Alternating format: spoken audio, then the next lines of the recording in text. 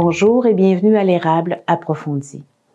Il s'agit de notre dernière émission de 2022 et nous ne voulions pas finir cette année sans vous informer sur le 150e anniversaire de l'Union musicale de Plessisville.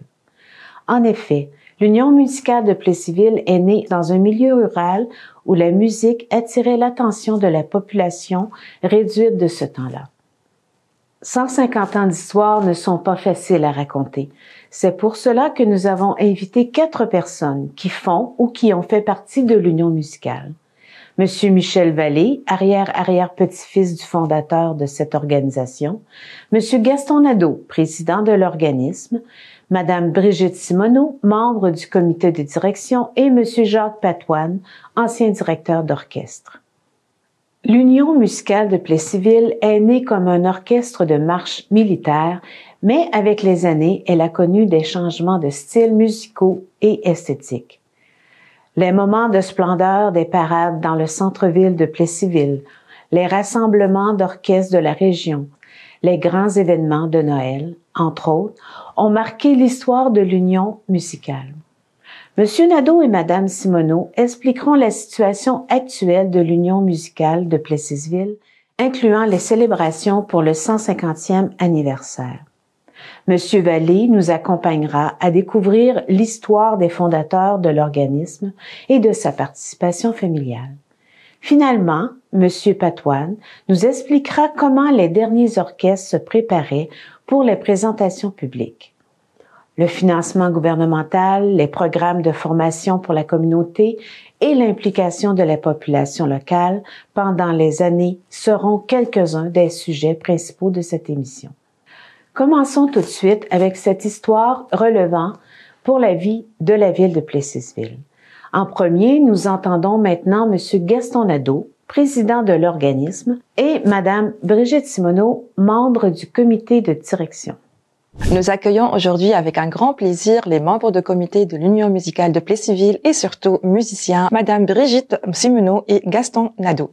Monsieur Gaston Nadeau, quel est votre rôle dans l'Union musicale de Plessisville?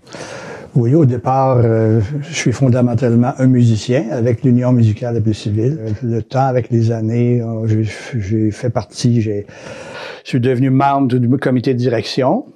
Tout le reste a été un enchaînement de circonstances. Alors, quand le besoin se faisait sentir, la présence, je me rendais présent pour aider et rendre tout ce qu'on avait à faire plus facile. Alors, fondamentalement, c'est ça, au départ. Exactement, parfait. Et actuellement, ce que vous faites? Actuellement, c'est encore à peu près la même fonction. C'est plutôt, maintenant, c'est plus une question d'être présent dans la communauté, malgré la réduction des effectifs, et s'assurer que les différentes communications restent ouvertes avec la ville, avec les écoles. Et pour vous, Madame Brigitte Simoneau, donc, quelle est votre fonction dans cette organisation? Oui, bien moi aussi, fondamentalement, je suis une musicienne qui a participé pendant plusieurs années à l'Union musicale de Plessisville. Présentement, mon rôle au sein du comité de direction est un peu moins actif, mais dans les années où nous produisions davantage de concerts et d'activités, eh bien, on était un groupe là, de 8 à 10 personnes qui collaborions tous ensemble là, pour la bonne marche de ces activités. En quoi consiste en fait le rôle de la mission plutôt de l'Union musicale de Plessisville? Quelles sont les activités que vous faites? Oui, alors la mission de l'Union musicale de Plessisville, je dirais d'abord, c'est vraiment de faire connaître la musique aux jeunes, à tous les musiciens amateurs de la région qui souhaitent faire partie d'un groupe musical organisé et pouvoir exercer leurs loisirs préférés. Notre mission est également de offrir des activités musicales au public de Plessisville et des environs qui apprécient ce type d'activité.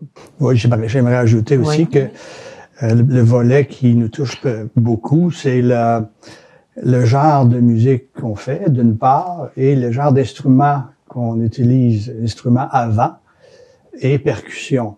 Alors, les instruments, on n'a pas vraiment d'instruments à cordes comme violon ou c'est plutôt instrument avant. À ce moment-là, c'est une fonction qui est un peu différente de simplement jouer des accords de guitare. Ça demande, moi, je dirais, un peu plus de temps d'apprentissage et à travers les différentes activités qu'on tenait auparavant, lorsqu'on avait plus de jeunes qui étaient présents, on donnait des sessions, des cours carrément pour approfondir plus rapidement comment jouer des instruments avant. Donc, en fait, l'Union musicale de Plessisville a été créée en 1872. Est-ce que vous avez fait une célébration spéciale pour marquer l'événement, l'anniversaire de 150 de l'Union cette année? Quand 2022 s'est pointé le bout du nez, là, il y a une petite lumière, un petit voyant lumineux qui s'est affiché dans notre esprit, à savoir,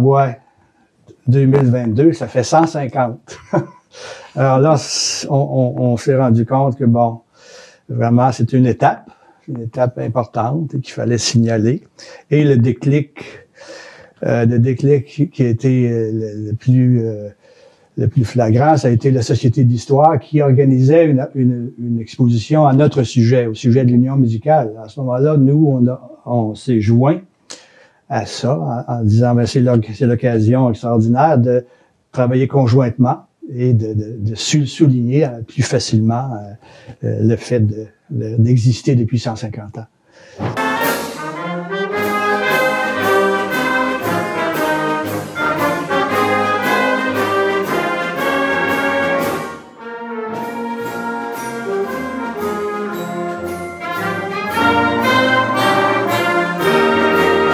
Pendant cette émission, on fera une rétrospective sur l'histoire de l'Union musicale de Plessisville. Mais pour l'instant, on voudrait connaître la situation actuelle, quel type d'activité est-ce que vous développez de nos jours et dans quelles installations? On existe toujours en fonction de ce que la ville de Plessisville veut nous offrir comme aide au niveau locaux, ainsi que la commission scolaire des Bois-Francs, ou anciennement qui s'appelait commission scolaire des Bois-Francs, à partir de la polyvalente de Plessisville, la polyvalente de la Samar. À ce moment-là, ces deux endroits-là nous servent de base pour loger nos instruments, pour pratiquer quand on a des groupes plus grands.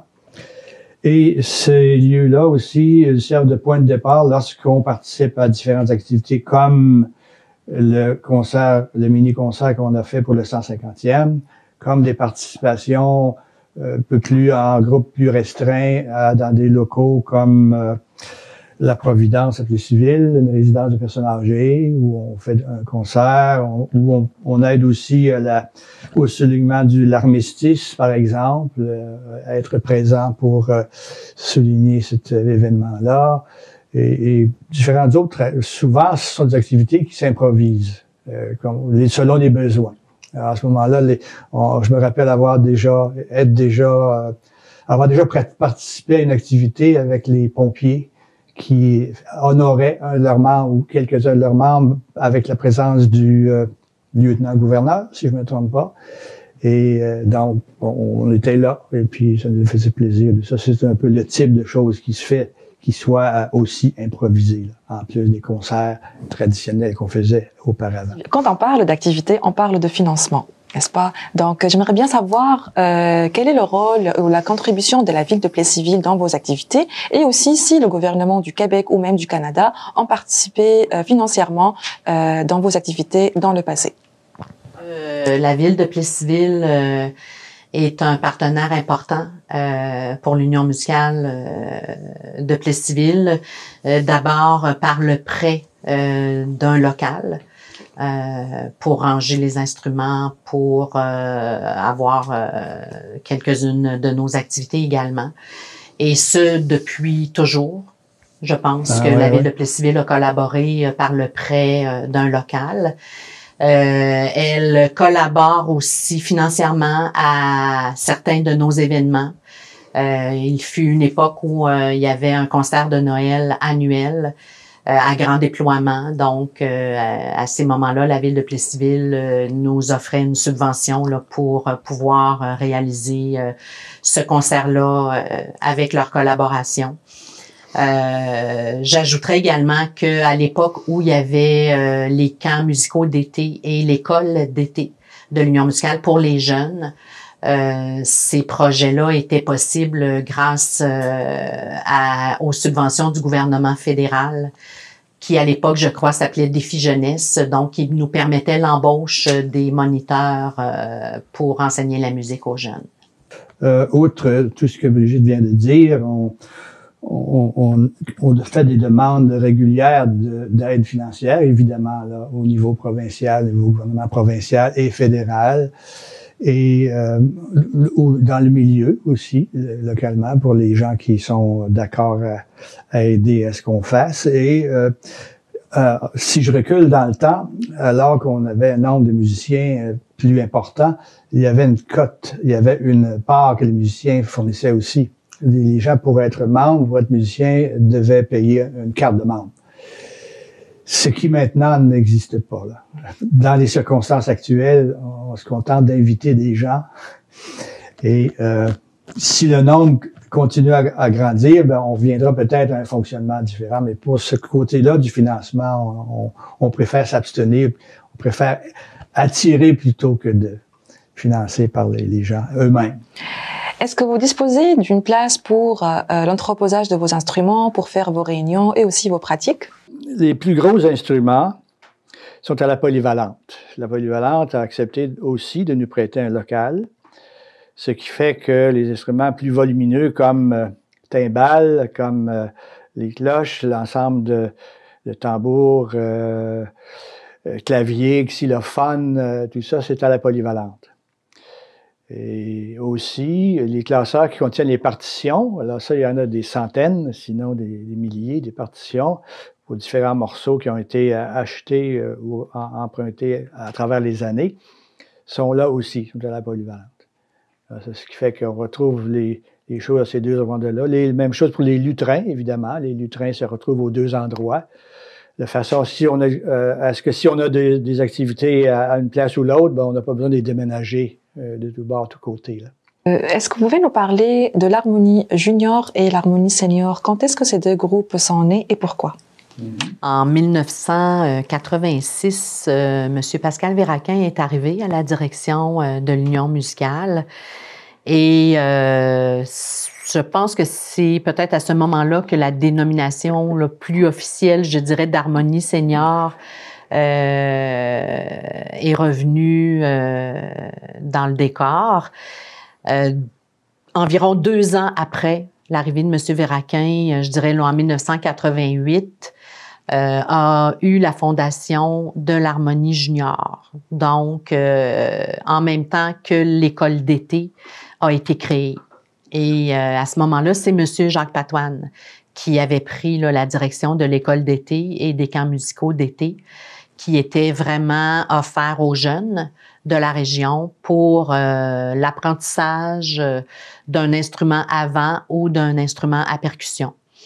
Alors, les jeunes avaient des activités de groupe et des activités d'apprentissage individuel qui s'étalaient sur la semaine, là, à chaque semaine, et pouvaient participer à l'harmonie junior, là, qui était un groupe de musique d'ensemble là, qui pouvait regrouper jusqu'à 35-40 jeunes facilement, là. Donc, et bien sûr que cette harmonie junior-là assurait une relève à l'harmonie senior. Donc, dès que les jeunes étaient passablement habiles avec leur instrument, ils pouvaient intégrer l'harmonie senior, ce qui était aussi un élément de motivation important pour eux.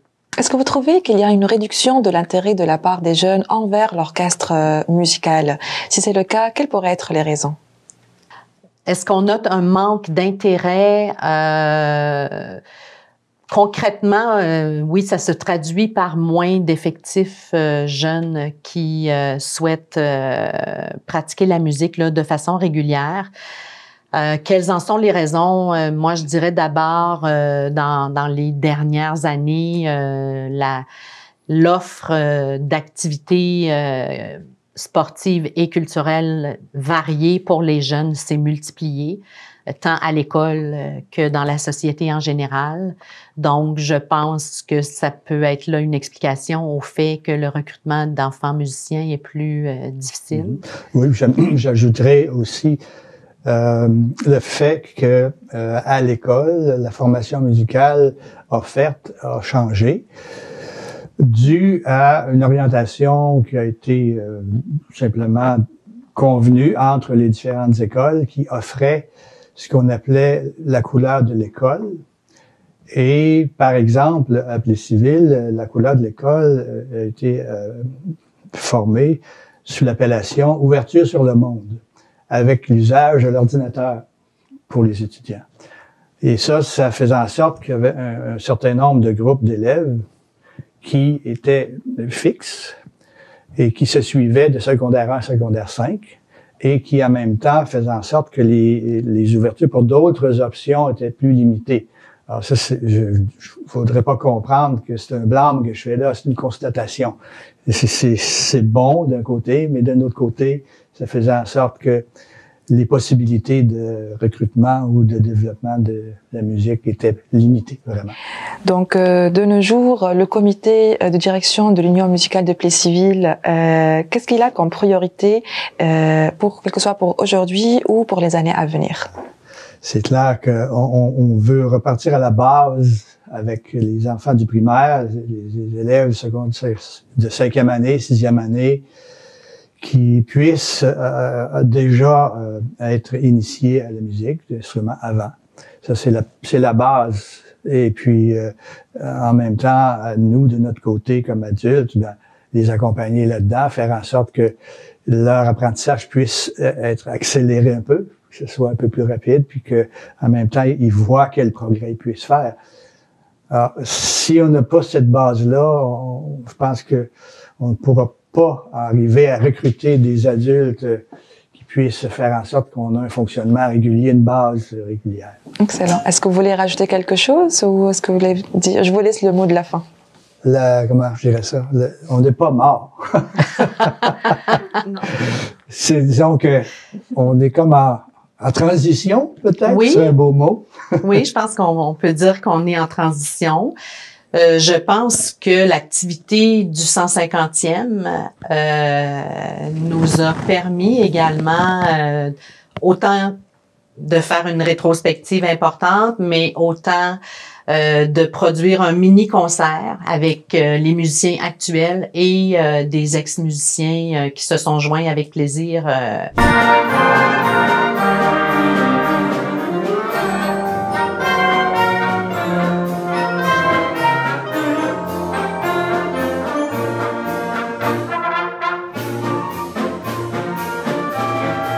Je pense que pour l'avenir, on est en réflexion à savoir est-ce qu'on pourrait pas produire occasionnellement peut-être des activités un peu plus réduites, mais pouvoir garder vivante l'union musicale à Plessisville. Excellent. Merci. Merci beaucoup. Bienvenue. Il est temps de vous présenter Monsieur Michel Vallée, arrière-arrière-petit-fils du fondateur de l'Union musicale de Plessisville. L'histoire de sa famille est intimement liée à celle de l'Union musicale. On va découvrir pourquoi. Monsieur Michel Vallée, à l'occasion du 150e anniversaire de l'Union musicale de Plessisville. Bonjour, Monsieur Michel. Ça va bien? Oui, très bien, merci. Parfait. J'aimerais bien savoir qu'est-ce qui s'est passé avant 1872 au niveau musical à Plessisville, ou je peux dire Saint-Molset à cette époque-là. En 1840, finalement, il y a un notaire, le notaire Olivier Cormier, qui était musicien, qui a débarqué à Plessisville. Plessisville a été fondée en 1835. Mais en 1840, il y avait 50 familles à Plessisville. Il y avait 200 arbres, puis il y avait 4 rangs. Les rangs, c'est les routes de campagne. Le rang 8, 9, 10, puis probablement le rang 7. OK? Donc, le notaire, finalement, il jouait de la clarinette, il jouait du violon. Puis c'est quelqu'un qui était vraiment passionné par la musique. Donc, le soir, il sortait sur sa galerie, puis il jouait de la clarinette. Puis à l'époque, pour les gens qui étaient là, les premiers qui sont arrivés, les familles, c'était beau, puis ils se déplaçaient pour aller l'écouter, puis ils l'applaudissaient, parce que lui, il jouait finalement des chansons québécoises, canadiennes, françaises, comprenez-vous? Puis, finalement, rapidement, c'est devenu un rendez-vous pour les amateurs. Donc, beaucoup de jeunes, finalement, qui ont pris le goût à la musique. Puis, je reviens encore au notaire. Il y a même des fois qu'il montait sur le toit de sa maison, puis il jouait de la clarinette comme ça. Donc, au fil des années, son petit groupe, finalement, a grossi.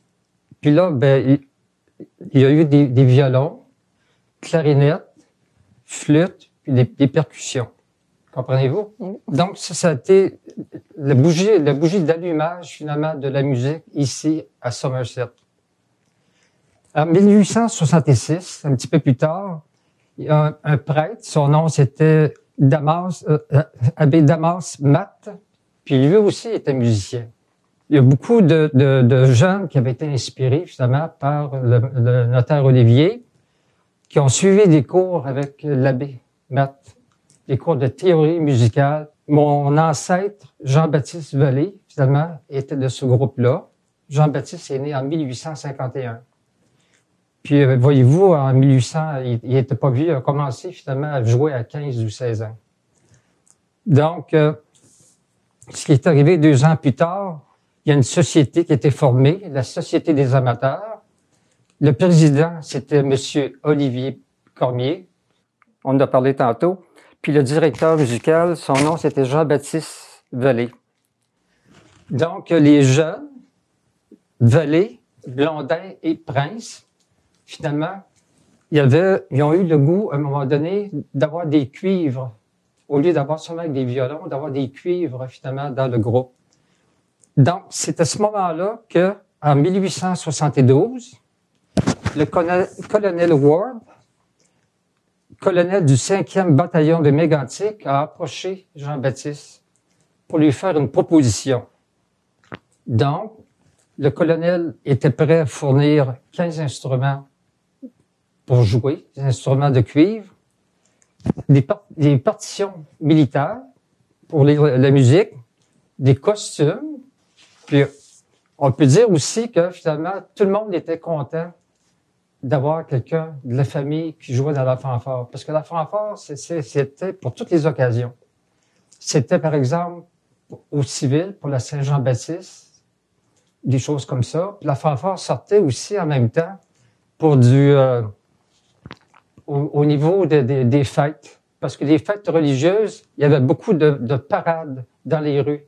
Soit par le Toussaint, ou la fête Dieu, ou tout ça, voyez-vous, là, ça paradait comme ça. Puis la fanfare a appris de ça, finalement, au début, avec Monsieur Cormier.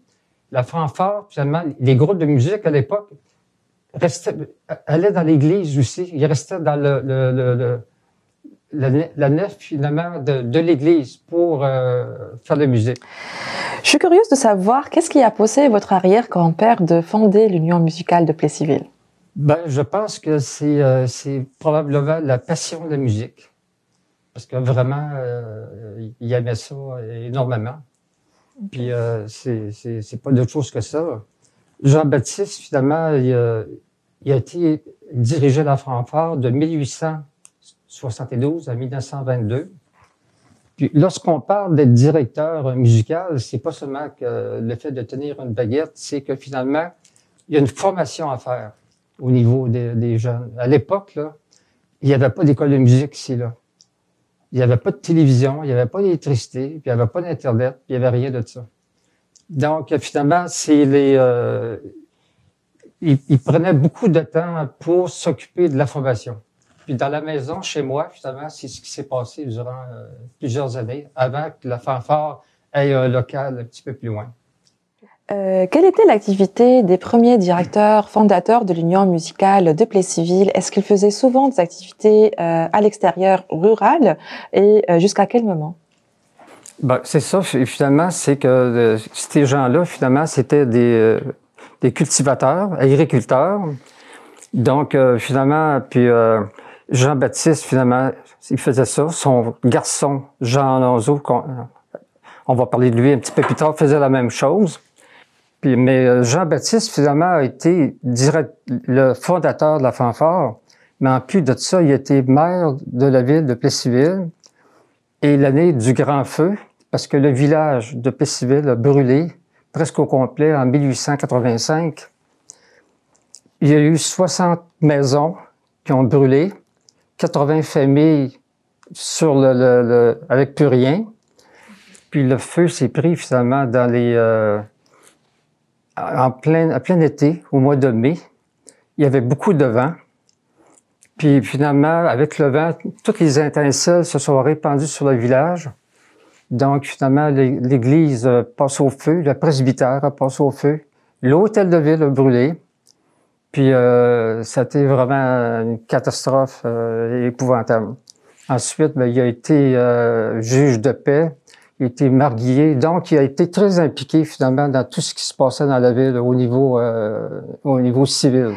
Selon les photos d'archives, il semble que les orchestres ont changé de style et de mode tout au long des années. Est-ce que vous pouvez nous expliquer, nous parler plus de ces changements-là? Mais les pièces que ces gens-là jouaient finalement, c'était les mêmes durant plusieurs années. Il y a beaucoup de pièces finalement avec le fils de Jean-Baptiste, Jean Alonso, qui a pris la relève, il y a beaucoup de partitions de musique qui venaient du côté américain.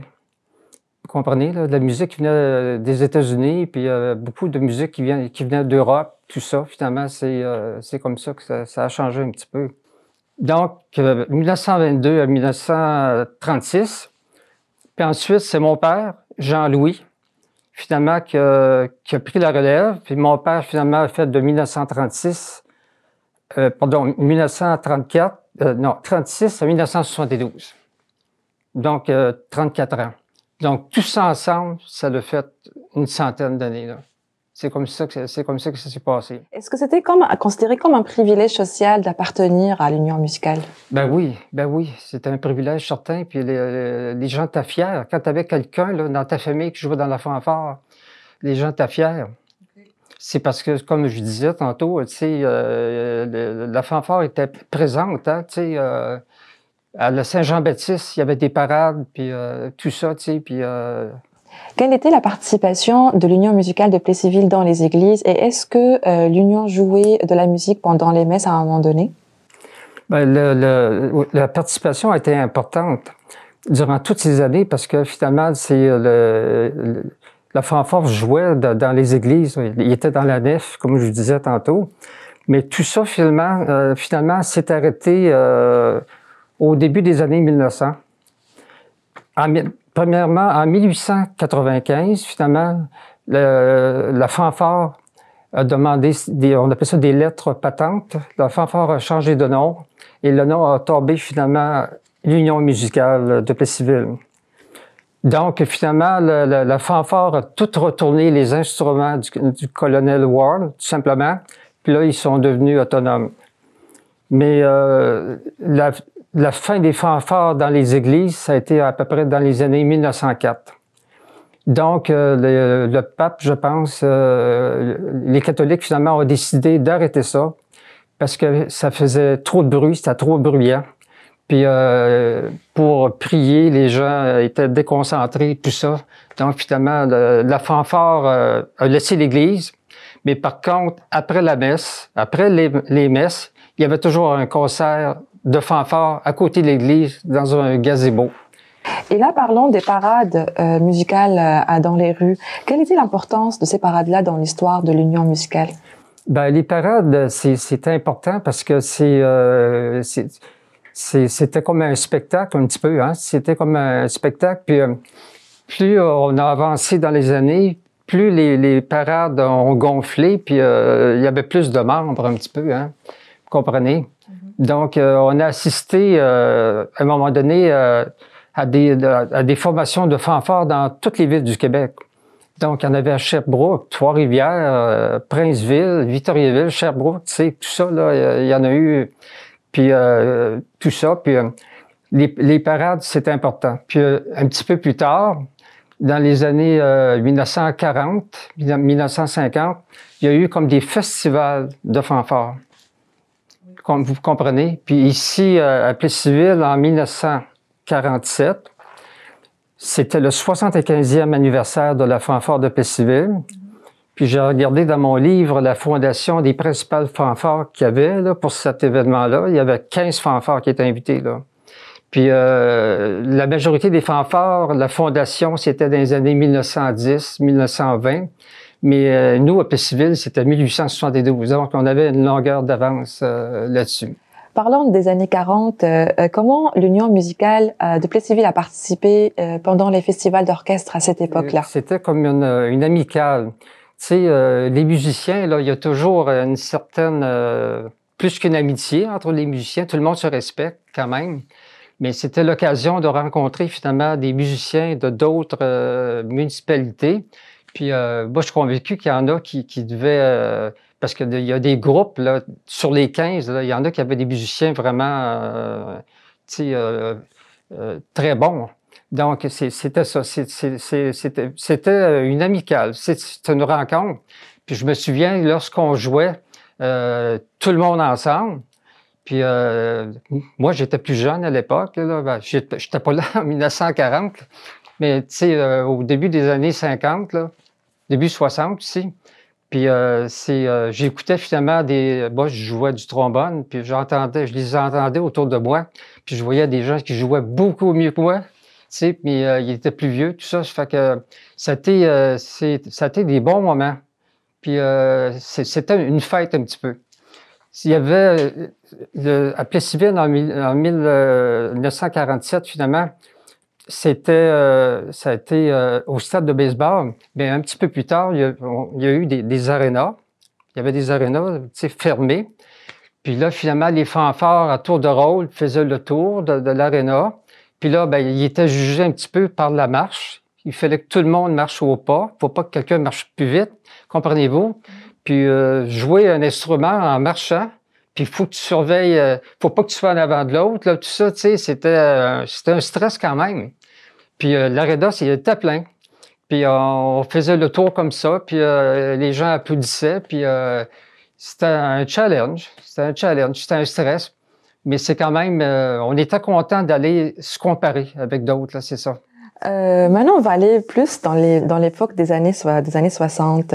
Là, est-ce que vous pouvez nous parler comment ça a été la réaction de la population envers les éléments militaires présents dans l'Union musicale de Plessisville? Est-ce que cela a eu un impact sur l'orchestre? Oui, mais ça a eu un impact un petit peu sur l'orchestre. Puis, si on revient à tantôt, là, avec le colonel Ward, là, je pense que j'ai oublié de le dire, c'est que finalement, le colonel avait promis des costumes, tout ça. Mais par contre, en contrepartie, il fallait que les musiciens fassent un camp militaire de 12 jours durant l'été. Donc, puis la plupart des musiciens, c'était des cultivateurs. Puis en plein été, quand c'est le temps de faire les foins, c'est pas le temps d'aller... Puis là, il n'y avait pas seulement que ça, c'est que la drill, on appelait ça la drill, là, tu sais, finalement, tu sais, tout ça, là, c'est apaisant un petit peu. Puis c'est la raison pour laquelle, finalement, que la fanfare a décidé de laisser le colonel. Mais tout ça, ça l'a changé un petit peu, là. Dans les années 60, 70, le monde a changé. Puis c'était plus comme c'était avant, finalement, là, dans les années 40-50. Moi, c'est comme ça que je le perçois, donc. C'est sûr que le côté militaire, ça dérangeait, ça a commencé à déranger, tu sais. Puis, ensuite, je me souviens que dans les années 60, les cheveux longs, ça commençait à être la mode. Hein. Fait que là, à un moment donné, Pour les hommes? pour les hommes. Puis là, il a commencé à avoir des filles. Les filles, on voit des photos sur lesquelles il y a plusieurs filles qui sont là, des jeunes femmes. Puis ça a changé un petit peu. Mais c'était pas le modèle, moi, je pense, des années du début, là, 40, 50. C'était un modèle complètement différent. Mais par contre, au niveau de la musique, au niveau du contenu musical, c'était quand même très bien. Très bien. Les concerts, tout ça, c'est...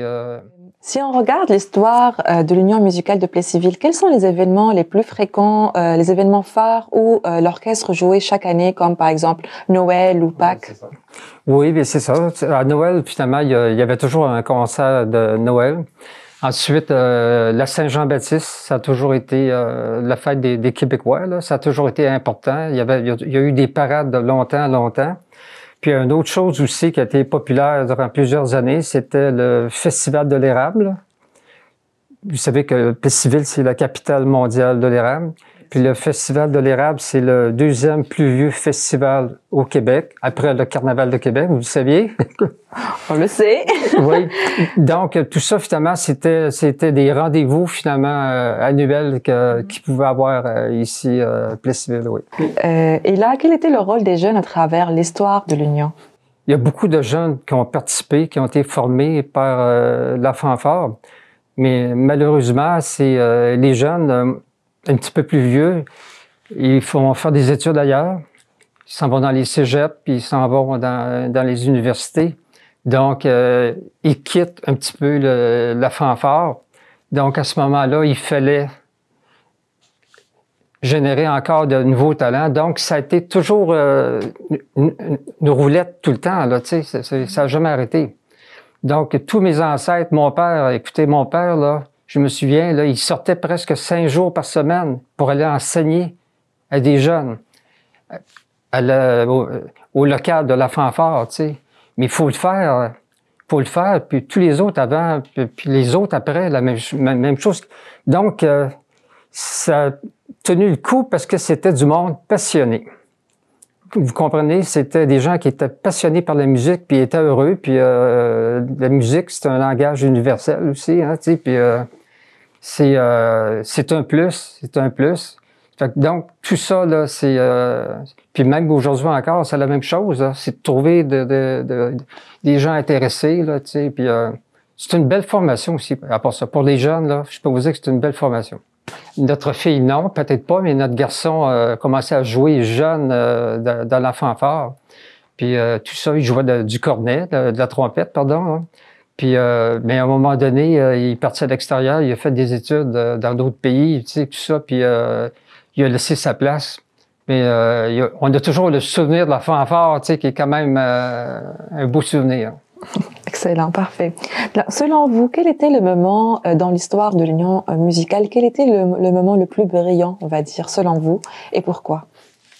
Le plus brillant, ben moi, je reviens un petit peu sur ce qu'on a dit tantôt, là. Moi, je pense que les festivals annuels, c'était vraiment quelque chose c'était motivant. Parce que là, tout le monde se pratiquait. Puis ensuite, comme je disais tantôt, lorsqu'on faisait le tour de l'aréna, là, on avait des pièces à jouer en même temps qu'on marchait. Puis à chaque rencontre, à chaque rendez-vous, à travers les années, on essayait d'avoir des meilleures pièces tout le temps. Donc, la motivation, c'était ça. On voulait se démarquer par rapport aux autres.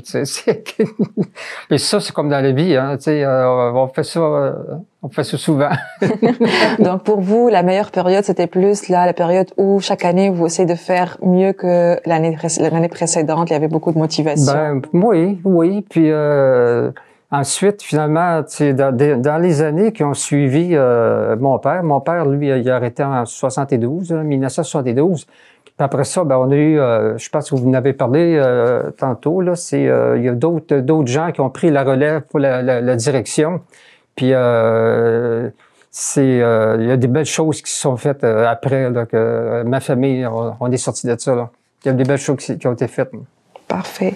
Et là, de nos jours, comment vous voyez l'Union musicale de Plessisville? Est-ce que c'est toujours une belle époque pour l'Union ou... Ben, moi, je pense que c'est probablement que c'est plus difficile que c'était avant. Faut pas se le cacher, là.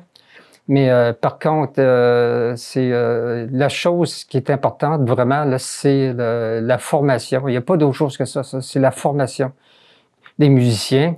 À la polyvalente, je me souviens, mon père a enseigné à la polyvalente en plus de ça, un petit bout de temps. Puis il y a eu une école de musique, un petit groupe de musiciens à la polyvalente. Puis ces gens-là, ils pratiquaient là-bas, mais ils faisaient partie de la fanfare en même temps. Donc, c'était le secret, c'est ça. C'est d'être capable d'intéresser les jeunes, puis d'être capable de leur enseigner, puis leur donner un coup de main. Puis c'est ça, il n'y a pas d'autre chose que ça. Et qu'est-ce que vous souhaitez pour les prochaines années à l'Union musicale? Ben moi, ce que je souhaite, c'est que ça continue encore. Ça continue, c'est une belle tradition. Puis je pense que tout le monde est gagnant de faire partie de ça, là. Même si aujourd'hui, la musique a changé, puis les mœurs ont changé, tout ça. Mais pour le 150e, au Carrefour culturel, il y a eu un concert, un beau concert, puis moi, ça faisait longtemps que j'avais pas entendu la fanfare, puis franchement, j'ai trouvé ça beau, là. C'était vraiment beau. Quand tout le monde joue ensemble, là, un orchestre de cuivre comme ça, c'est beau. Ça devrait continuer encore.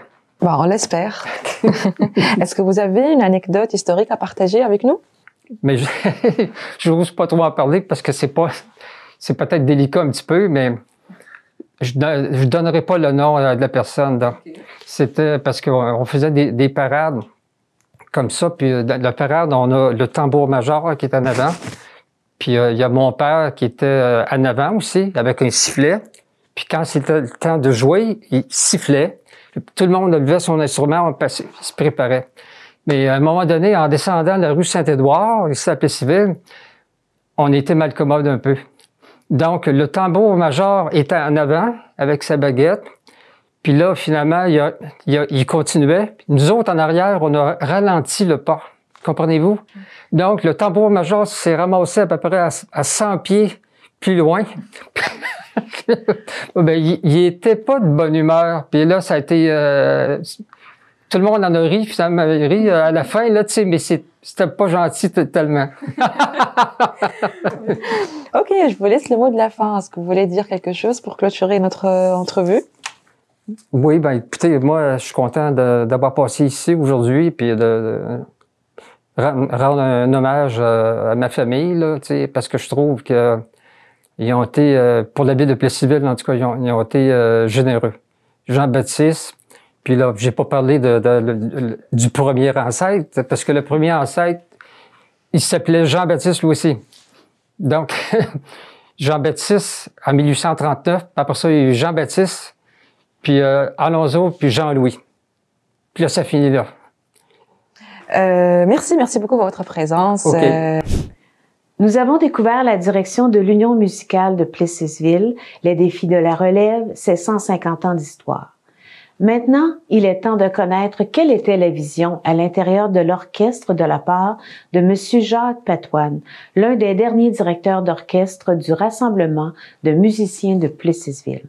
Ça va bien, M. Jack? Comment allez-vous? Ça va très bien, la journée est belle.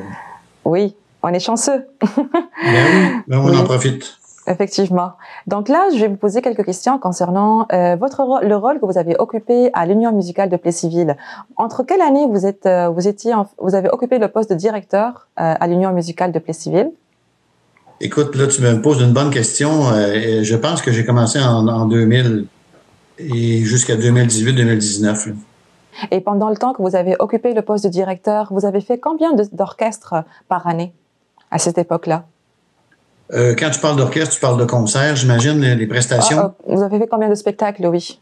Ouais, de spectacles. On avait toujours un spectacle estival, donc au printemps, on avait toujours un spectacle de Noël. Puis à quelques occasions, on avait des spectacles aussi l'été à l'extérieur. Fait que des fois, on avait deux et à quelques occasions, un troisième spectacle. OK, donc 3 spectacles par année. Oui. Oui, et là, pour 3 spectacles, vous prenez combien de temps pour pratiquer et préparer pour ces spectacles-là par mois environ? Bon, la formule de pratique était, par exemple, on commençait en janvier pour la période estivale qui était, mettons, juin. Un spectacle en juin, fin mai, juin. On était 2 fois par mois à partir de janvier. Même chose à l'automne pour les concerts de Noël. On commençait en septembre. Déjà la musique de Noël en septembre, pas de neige, mais on commence avec cette belle musique de Noël pour faire un concert aux alentours du milieu de décembre. Parfait. Et il y avait combien de musiciens impliqués avec vous? Il y avait quand même un bon nombre de musiciens. On était quand même entre 25 et 30 musiciens.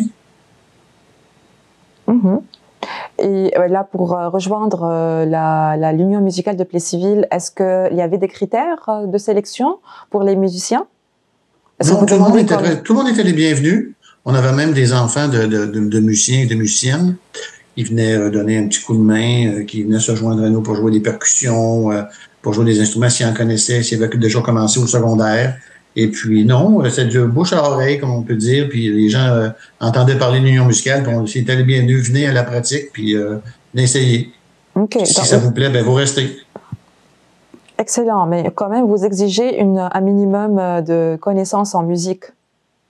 Ben, c'est sûr que là, le musicien ou la musicienne va voir aussi s'ils sont capables, ils sont quand même capables. Ils vont essayer, ils vont dire, oh, il y en a qui sont passés, puis ils ont dû vu, les partitions sont un petit peu trop difficiles, je vais attendre peut-être, puis je reviendrai une autre année.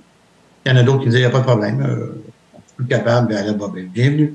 Quand on a parlé avec Monsieur Michel Vallée, il nous a parlé de l'histoire de l'Union musicale de Plessisville et il nous a dit que, à la base, au début, quand ça a commencé, c'est l'Union musicale qui a offert une formation pour les jeunes qui voulaient rejoindre l'Union musicale.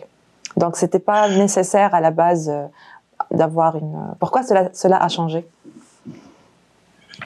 Ben, une formation, écoute, j'étais pas là dans ce temps-là, moi. Moi non plus. Parce que si on recule, ouais, voilà, toi non plus. Mais ce que je peux dire, moi, à partir de quand j'étais après mon secondaire, dans les milieux des années 80, début des années 80 milieu, j'ai fait ce qu'on appelle des projets d'été qu'on avait. Donc, on donnait des cours, un camp estival aux étudiants, aux enfants de la région. Donc, l'Union musicale fournissait l'instrument.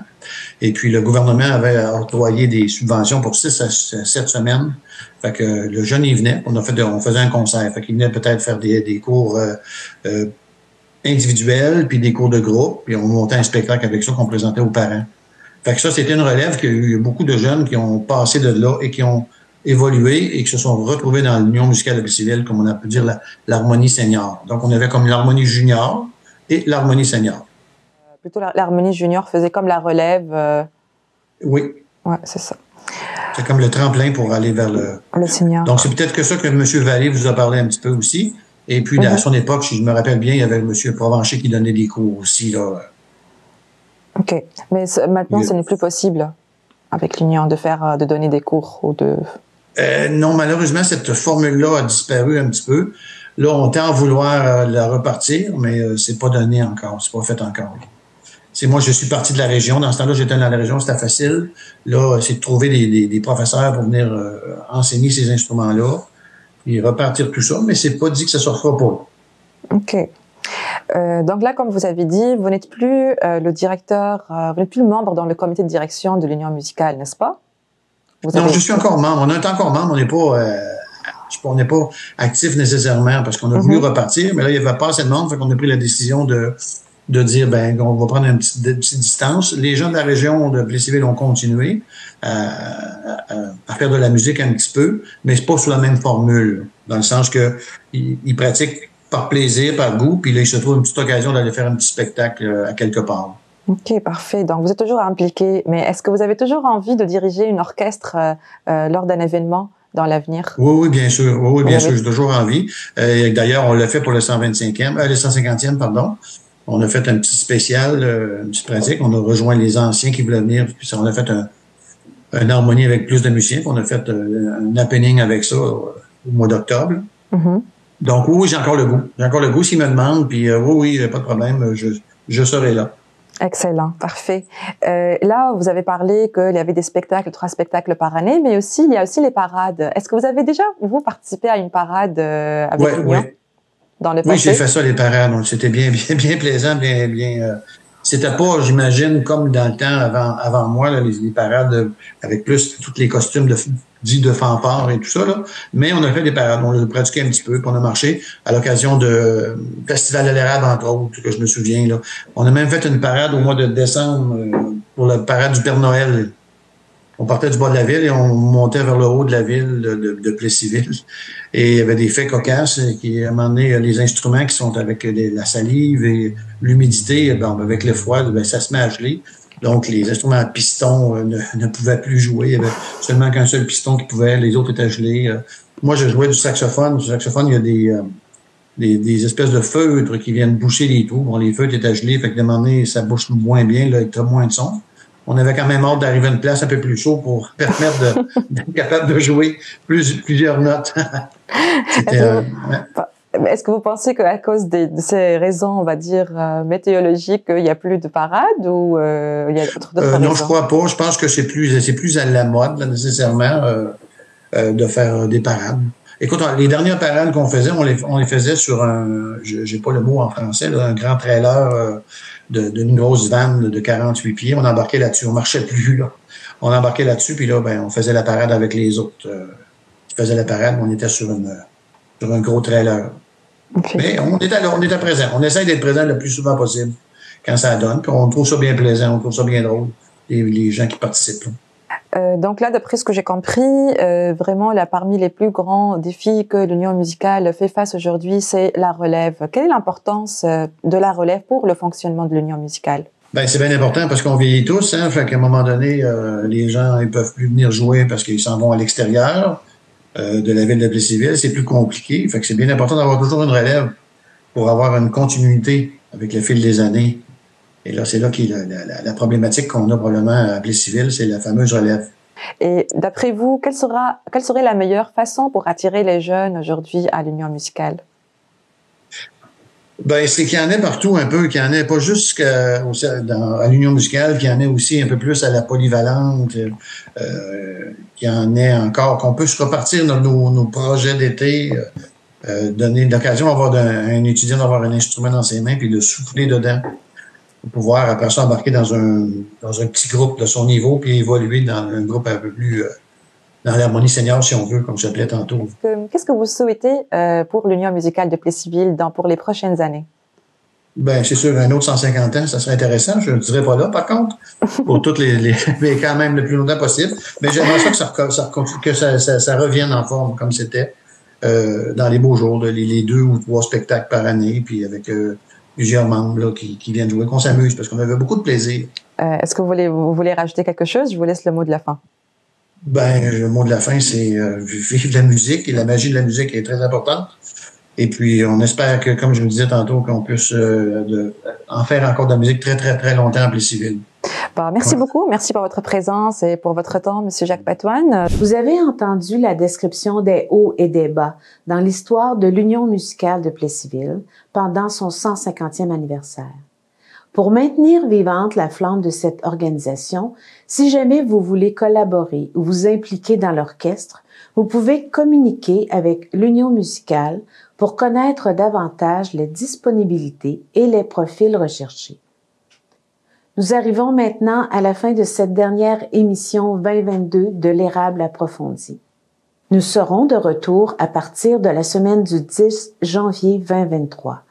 Pour l'instant, nous vous souhaitons un excellent temps des fêtes et bon début d'année 2023.